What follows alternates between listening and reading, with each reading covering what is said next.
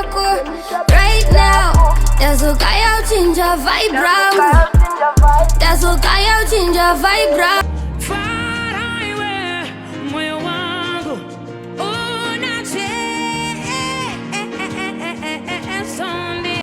Activate. Takata tone ngubandi tingonjemera chance na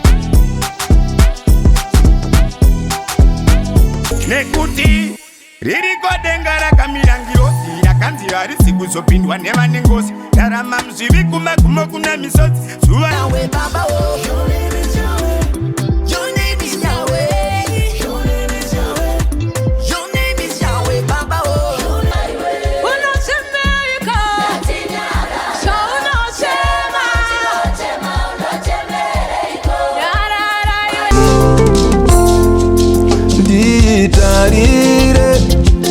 No kufara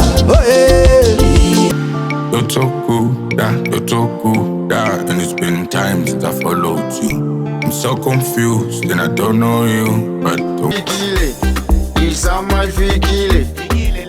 Ifikile. It's on my fikile. Ifikile. It's on my fikile.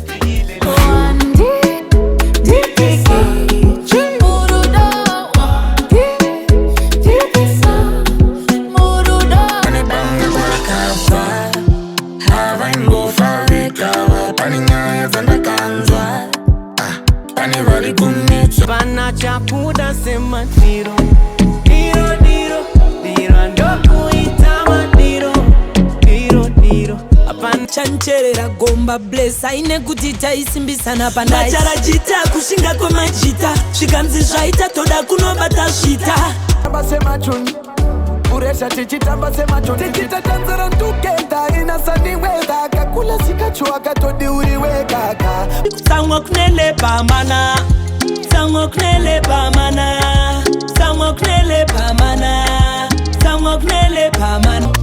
Mosa pinda ne moyo. Mosa pinda ne moyo.